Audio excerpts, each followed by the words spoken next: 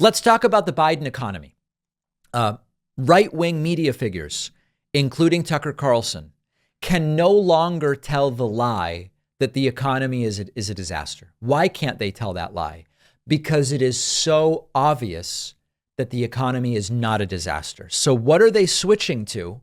They're switching to, all right, the economy is good, but it's good because it's been rigged to be good for Joe Biden. This is not a new claim. Trump and others have previously said the Fed worked to hurt the economy under Trump and has been working to improve the economy under Biden. Unfortunately, it's not true, but I'm going to play this clip for you. This is from Tucker Carlson's extraordinarily compelling new show on X. That's the platform formerly known as Twitter.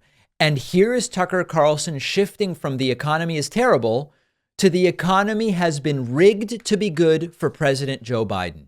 Take a listen to this. About 3 weeks ago, Jay Powell, the chairman of the Federal Reserve, announced that it was, quote, premature to conclude with confidence that we have achieved a sufficiently restrictive stance or to speculate on when policy might ease. That's Fed speak, and in case you're not familiar with it, that means we plan to keep interest rates high. Okay. Then last week, 2 weeks later, with no warning at all, Jay Powell seemed to pivot dramatically and say almost the opposite. Actually, he said, cutting interest rates is something that, quote, begins to come into view and is clearly a topic of discussion out in the world and also a discussion for us at our meeting today. In other words, they had a big meeting at the Tucker program to discuss interest rate policy. We are lowering rates. So many people who are paying attention concluded that this was political. Joe Biden is losing the race and the Fed is trying to save him. But what is even worse than that? What if it's not just Joe Biden they're trying to save, but the U.S. economy? What if the fundamentals are so weak underneath that the Fed is desperately scrambling, groping in the dark to figure out what to do? Right. You have to think that's possible. The Fed is supposed to be stable. That's why they speak like 19th century jurists to convey stability.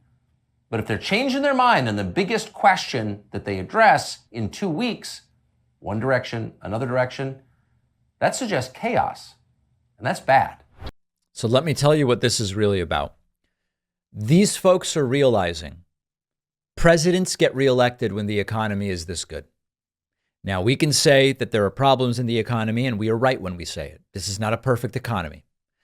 But this is an economy that, by every historical standard, is doing very well. Could it change between now and November? Sure. Then it changes the calculation. But it is now 2024. This is not off in the far distance. It's 10, 11 months away at this point in time. And so what they are realizing is presidents get reelected usually when this is what the economy looks like. They are terrified. So they are starting with, it's not really a great economy. They've juiced the numbers to help Joe Biden. Now, let me tell you the truth. The reality of this is Donald Trump benefited from lower interest rates far more than Joe Biden has. Interest rates have been higher under Biden.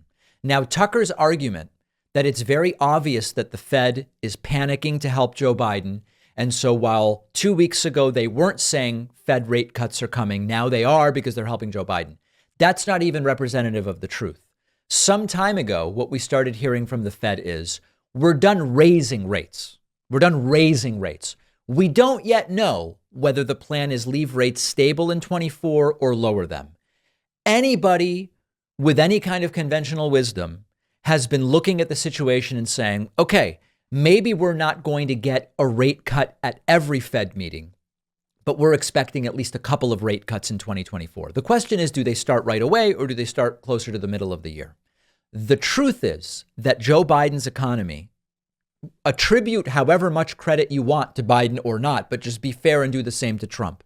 The economy, while Joe Biden has been president, has been good in a high interest rate environment. Mortgage rates, as a result of high federal funds rates, are higher than they've been in a long time. They've started to trickle down now to some degree.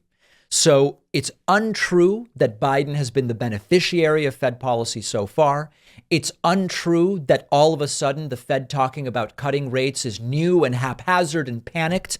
For months now, the target has been The increases are done.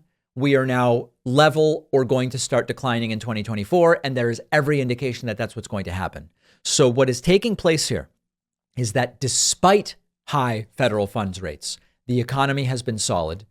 Anyone who understands the relationship between the federal funds rate and the stock market, when the federal funds rate comes down, it often helps the stock market, is predicting, wait a second, if the Fed does start cutting rates, it's probably going to help the stock market.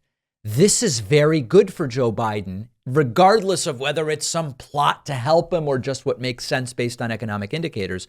So now they have to switch from the economy is bad to the economy only seems to be good because Joe Biden's Federal Reserve is working in cahoots with him to make the economic indicators we look at appear good, even though the fundamentals of the economy are weak. This is where we are. And I'll tell you, they are dishonest. They are mischievous. They are all of the things that we know them to be.